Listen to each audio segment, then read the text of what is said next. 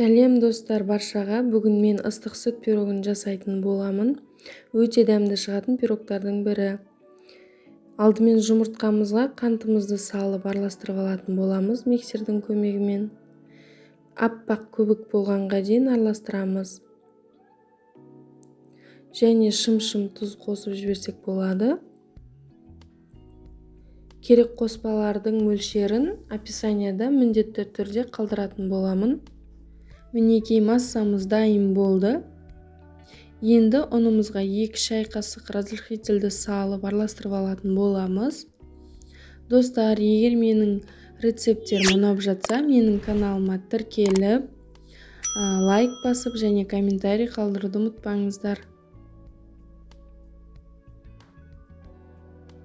Қоспамызға ұнымыздың жартысын салып араластырып алатын боламыз.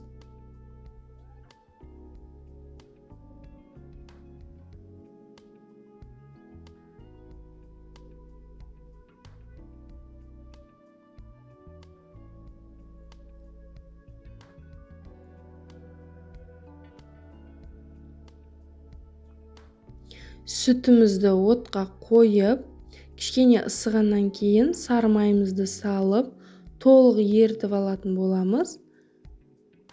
Жақсылап араластырып, ванилин немесе ванильді қант қолдансаңыздар болады, ал мен ванилин қолдандым.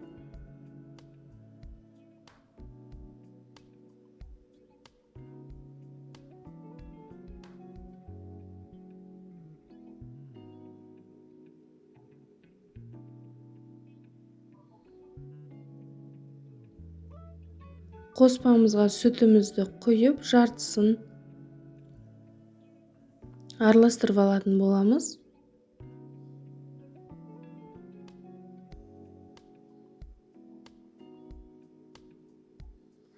Енді қалған ұнымызды салып араластырамыз.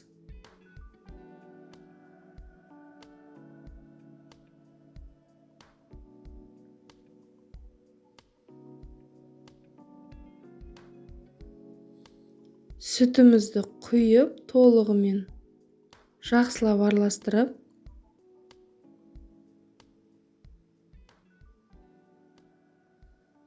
дайын болған қоспамызды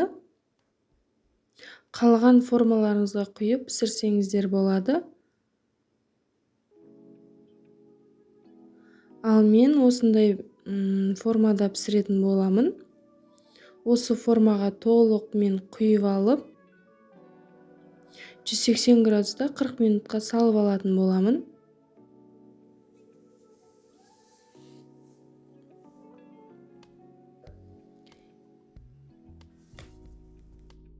Кішкене сілкіп жіберетін боламыз. Арасы жақсы пісетін болады. Мінекей пирогымыз пісті. Мен қант ұнтағын сеуіп алдым. Егер рецептім ұнап жатса, менің каналыма тіркелуді ұмытпаңыздар. Сіздермен бірге Сымбат.